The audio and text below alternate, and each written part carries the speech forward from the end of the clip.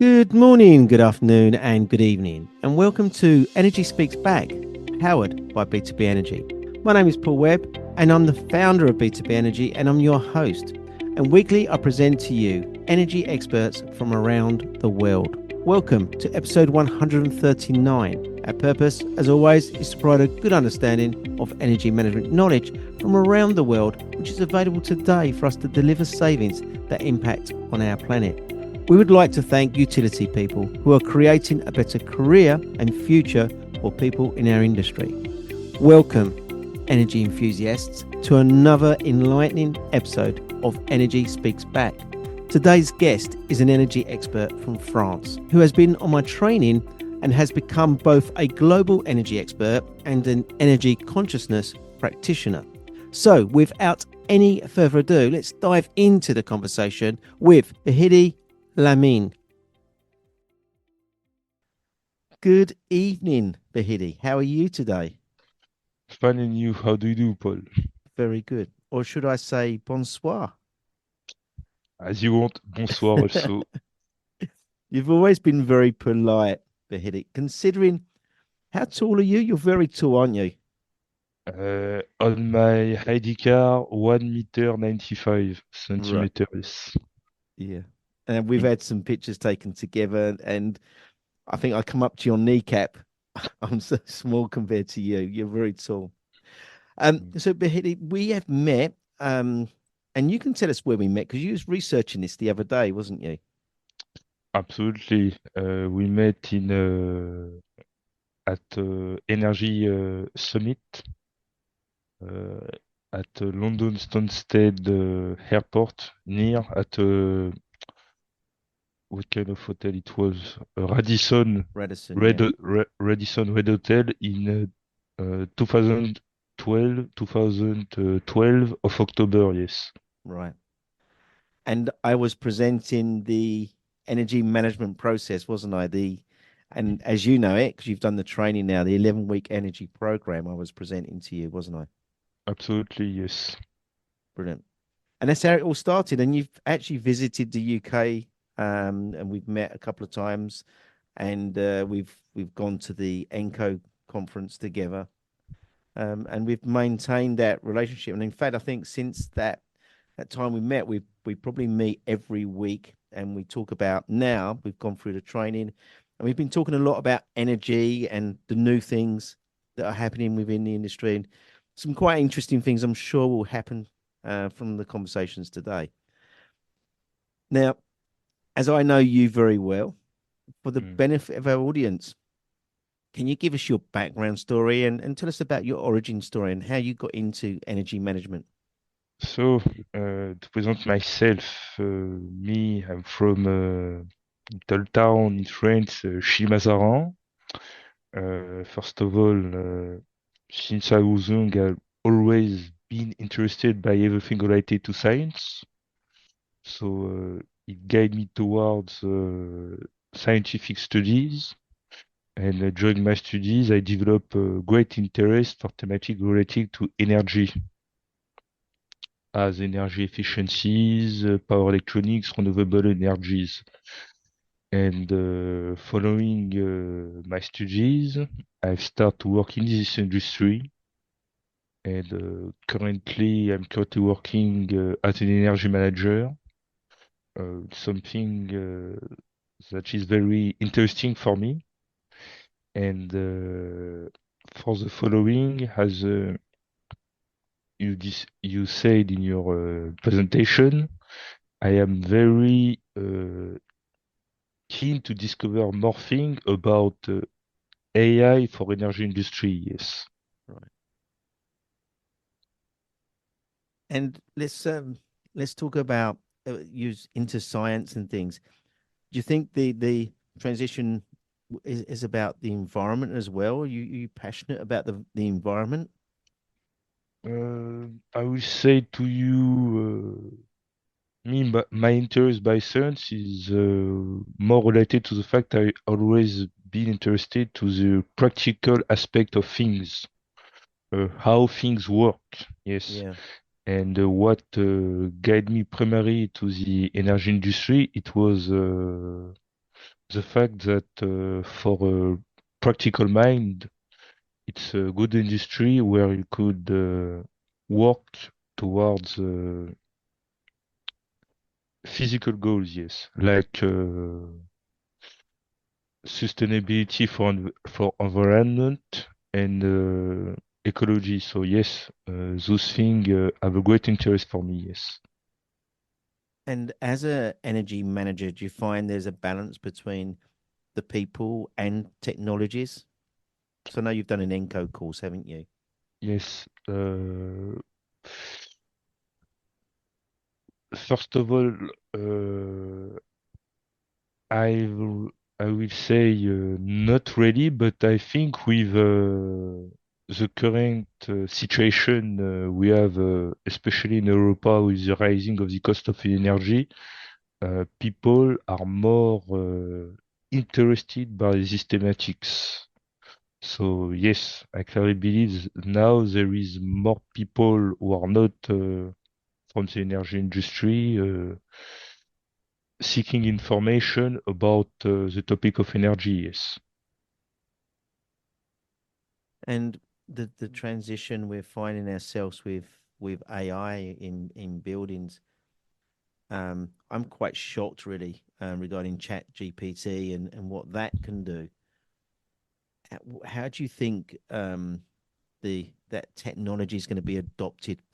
Well, first of all, by the energy manager, how are they going to really get the benefits of that? For me, of what I've seen, I clearly believe that the AI will not be able to completely replace the work of the energy manager, but I think it will be more than an help in his toolbox. Yeah. To give you an example, and we've talked about this before, in building we have a thing called BMS, Building Management System. Hmm. Uh, the process of AI for the BMS will be a thing that will place upon the BMS, but it will not replace the work of the energy manager. It will give you more insight about what you seek. For Yeah. example, if you are an energy manager for an hotel, your job is to control BMS with, for example, a process of AI which have for goal to control uh,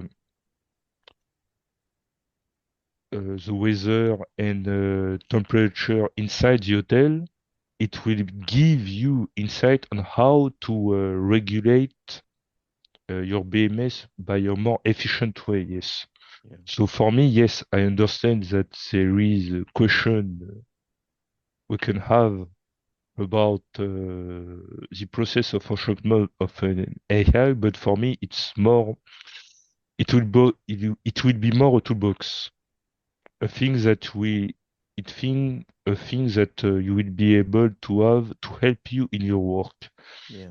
But for me, despite this fact, I clearly believe also that AI will push energy experts to train themselves in things like coding, for example. Yes, me currently, as we talked about this before, I'm training in things related to data analytics and data science. Yes, and this thematic is directly related to AI because as energy expert, our main job is to being able to understand data. Yes. Yeah. Mm. I totally agree with you. I think AI has its place currently as a tool in your Mm. toolbox. And Yes. I'm finding, so as an energy expert, we have to facilitate a lot of data. And the more data I'm finding nowadays, we're getting more and more data available to us. And I'm finding that AI can provide me a very good tool to start to analyze that data quickly, concisely, Absolutely. and more importantly, with concise. So I'm able to articulate the information from that report, and and be able to sort of then communicate that back to my peers and the people, like the organisations I'm working with, and I find that as of great use.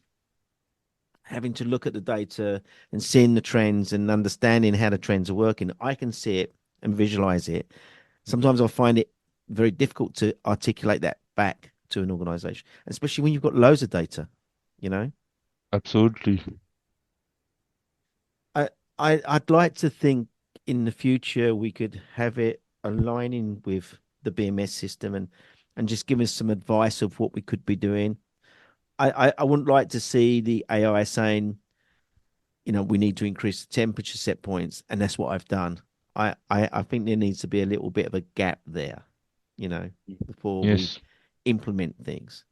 I think it needs to be a very big information process currently. absolutely.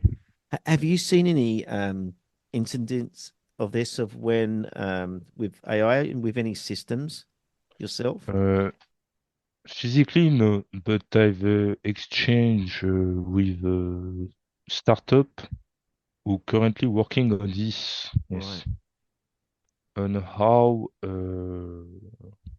on BMS or every supervision system, because you could control inside temperature, or also you could control the lighting of your buildings. Yeah. And society, I've seen that some of them are working on the solution Hmm. on how, with first of all, as an energy manager, uh, target you choose about energy efficiency. They give you an advice on how to regulate your installation with the better by the better way possible. Yes. Yeah. So yes, I've seen that there is society who are currently working on this. Yes. Um, you obviously have BMS systems. Do you have BMS systems across all your portfolio, or some of it? Some of it, not all. Yes. Yeah. And significant amount of data coming back from those systems. Yes, absolutely. Because as I said to you, as an energy manager, you have data from everywhere, not only BMS, but your bill of energy is data, a nice tracking historic of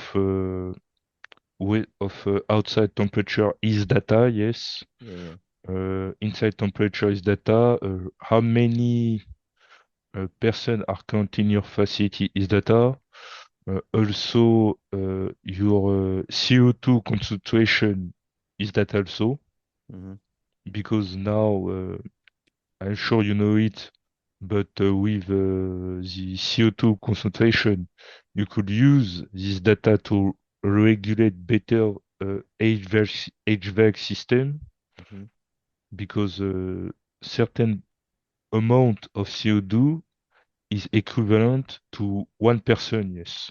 Right. So you could use this to regulate your HVAC, yes. Do you foresee any challenges with AI within, for instance, in your organization? Do you foresee any challenges that you would have? Me, currently, I clearly believe that the main challenge, not talk for my organization, but on a personal way, is that as an energy expert, it will put on us more challenge uh, on the techniques and abilities that we will have to master, yes. Right. Me, for people who will listen this podcast, I clearly believe that currently, for somebody who wants to go to the energy industry, uh, one of the better things you could start to learn is everything related to data analytics Yeah, yeah. and everything related to how to develop process to forecast. Uh, for example, you have buildings and you want to forecast your energy consumption in 3 or 4 months. Yes, but Mm. to do this process, you need to master things related to data analytics, aspects related to some math, because you need to being able to develop the process of foreseeing what you want. So for me, yes, the main challenge for me it will be to keep up your abilities. Yes, And what about the challenge for the organization? Because one thing that's in my mind is that we need so an organization can't just start implementing AI and chat yes, GPT that without any expertise around them. So I believe there's a lot of for me the challenges are going to be is the trust. So that data's going to come into the AI system. AI is going to then provide us reporting and advice, maybe. yes, Who's going to proof that? Because currently it needs to be. Sometimes I yes, get stuff back from ChatGPT and I think, I need to fine tune that. Maybe I need to change the language slightly or the not the yes, grammar because the grammar and the spellings etc.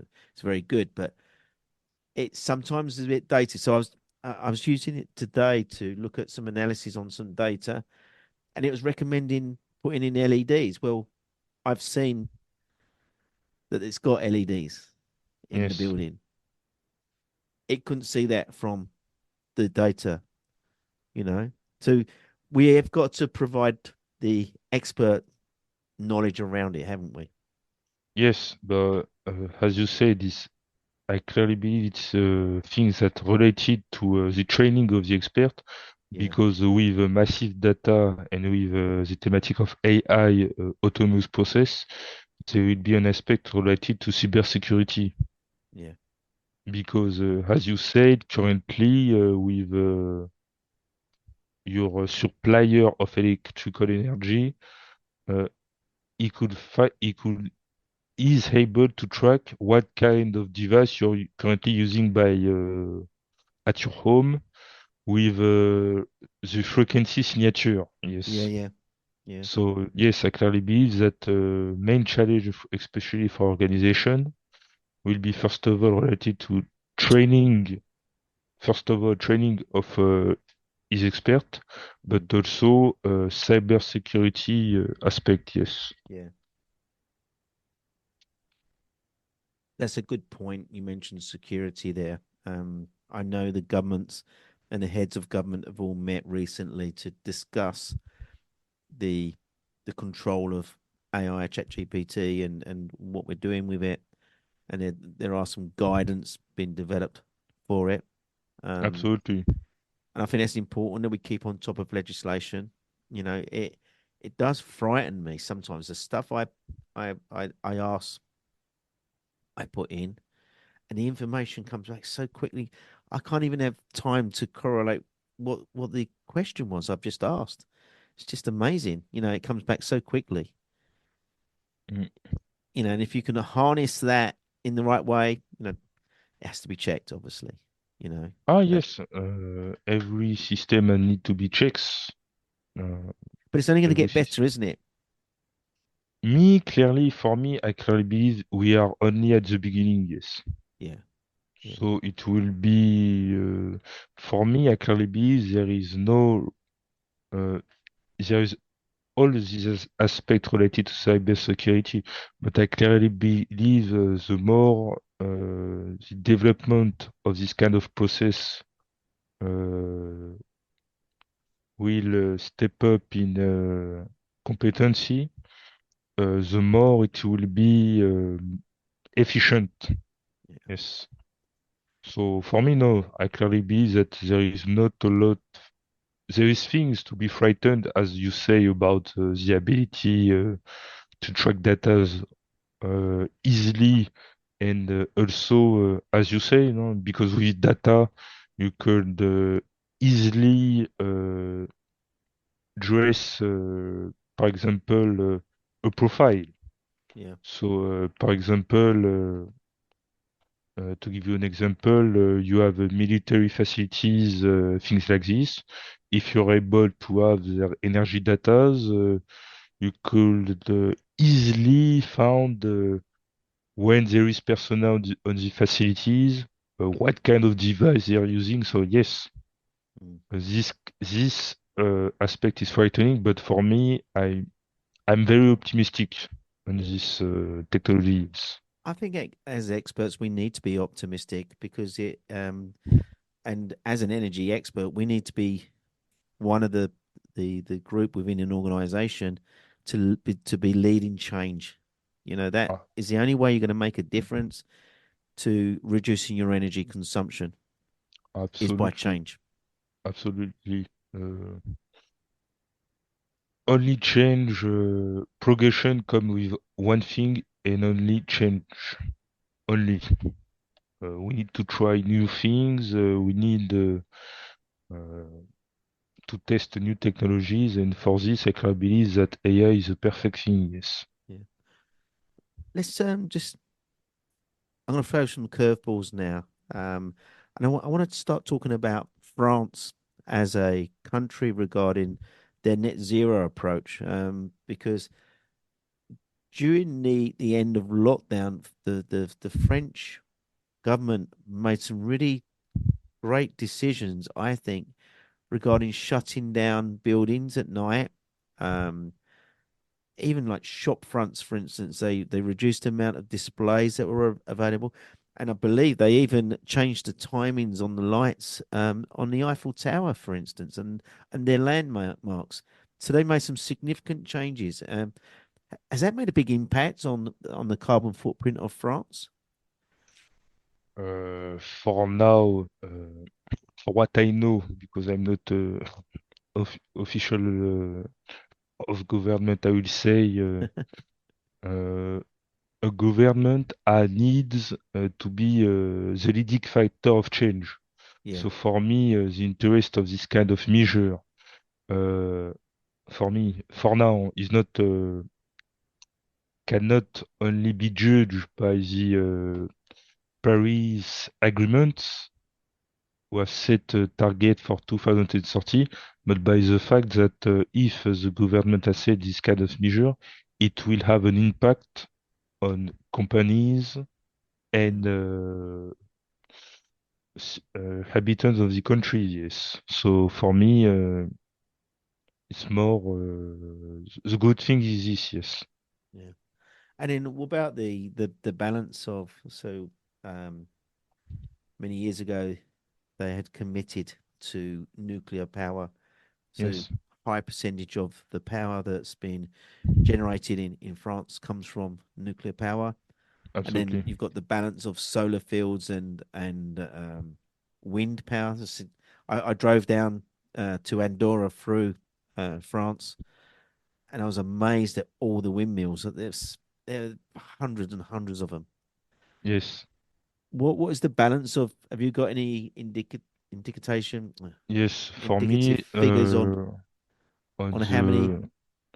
the balance I currently have uh, of France for now is 40% of nuclear energies, Wow, 28% of oil, 16% of natural gas, 40% of renewable energies, and 2% of coal. so the coast quite. I'm Yes. surprised that we've still got natural gas and oil there. That's quite a No, big. for give you an example, it's this is the last no, it's energetic mix of 2021. Yes, but Right, let me check. I will find. Let me check. For nuclear energy is more than 60%. Yes, for 2023. Yes, right. yes. And is there targets to Uh, reduce? this The further? I clearly believe that the target was being set by the Paris agreements is to reduce energy related to carbon.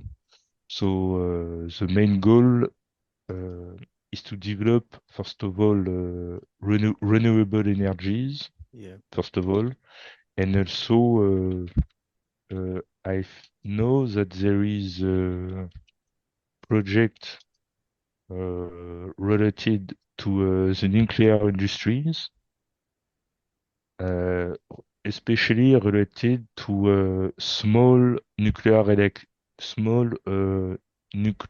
reactor, yes. Right. So they're On going to the condense the on sizes of them. Yes, Right. it's France 2030. It's the agreement was target those goals. Yeah, yeah. Yes. And talking about the sort of targets that your country has, is there a great push on net zero, Net developing zero. pathways for net zero as organizations to reduce their carbon footprints? By net zero, precisely, I could not answer this, but on what I can answer to you is that there is more organization who are currently targeting sustainabilities by winning international certification Right. as ISO 50001, Yeah, yeah. 90,001, yes. And has your organization got ISO 50001? Uh, Currently working on it. I know that there is some facilities of my organization who are ISO 50001. Right. One, yes. And are there benefits for organizations to have ISO 50001? Because we've seen in Germany, there isn't in the UK, by the way, but I've seen in Germany that there's tax breaks when organizations secure their ISO 50001 Not standard. for ISO 50001, but in France we have a thing for if as a facilities you have a operation related to energy efficiency for your facilities, Hmm. you could earn things as in French we call this C2E, Certificate d'Économie d'énergie. It's a kind of bond you earned Right. following an operation you have done on your facilities of a certain amount of money that you could earn if you do operation related to energy efficiency. Yes. Yeah. So, Behidi, you're a young man. Where do you think the future of energy management is within France? Uh, for me, I will swear to you in a more global ways. Me, I clearly believe, especially with things like AI, that we are at the start of interesting things. Yeah. Because I clearly believe that with the current situation, especially in Europa, uh, people seems to be being more guided towards the thematics of reducing energy consumption. And I clearly believe this will bring us toward innovation. Mm. Yes. So for me, we're at the start of new things, and I'm very optimistic about it. Yes. Do you feel we're aligned with good training going forward? Because we haven't got enough, and I don't know whether you feel the same, but I don't think we've got enough energy experts around to deliver all these targets. Um, and the one thing we can do is, this is a great thing because France is talking to the UK by myself. We've been talking for the last 2 years regarding our conversations, and one was training, two was now we're collaborating. We're sharing knowledge, we're sharing information, and we're sharing ideas. And that group's got bigger because we've got the B2B Energy Hub and we all network on a regular basis and collaborate. So I sort of asked you two questions there, but what do you feel? Is there enough training out there for the industry?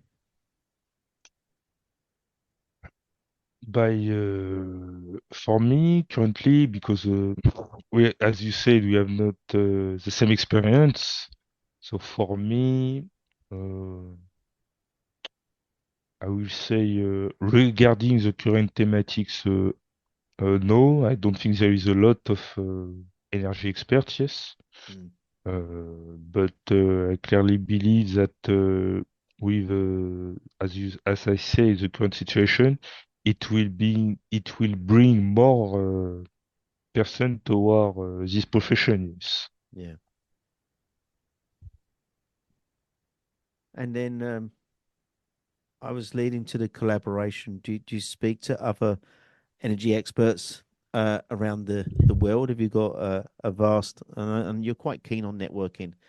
Have you got a vast network of energy experts that you speak to regularly? I will say I'm trying to build a network. Yes. Yeah, So yes, I'm trying to develop relation with you, with Lee, with other energy expert, with some person I have met to some summit, yes. yeah, So I'm more in the developing phase of yeah, my yeah, personal network, yes. yeah. Brilliant. So, Behidi, it's been really interesting talking to you about the future here. I see you as a young energy expert coming through, and I'm very proud to be a part of your journey. So it's come to that stage where I like to put you on the spot. You're such a calm person. Your voice is so calm. Yeah, I feel very relaxed interviewing you today. So thank you. I'd like to just say, is there anything you can give back to our industry today as a takeaway for any other energy expert out there? Me, if there is a thing that I can say, the energy industry, for me, related to energy efficiency, is growing. So there is a need of person with passion and who have the envy to learn new things and to develop projects. Yes. Mm. So come. Yes. Say that again, the last bit. Now, yes, I said there is a need of expert in this energy industry, Yeah, a person who have envy right, toward learning new things, building the innovation. So, to being simple, come. right. Yes, So what you're doing out there, you're trying to invite more energy experts to come and join us, yeah? absolutely. Yeah. No, that's a very good point. We, I like to think this podcast, one of many podcasts is inspiring others to come and join our network. And as I say, we meet on a regular basis. Well, we meet weekly, and the group at the moment currently is meeting bi-monthly, where we share ideas and we talk about our challenges, which I think is important to share that and collaborate and work together. As you said, yes, The whole is absolutely. greater than the sum of its parts, isn't it? Exactly. Okay, Exactly. Behini, it's really great catching up with you. Oh, I've enjoyed speaking to you, and I really enjoy our weekly chats and catching up in the evenings.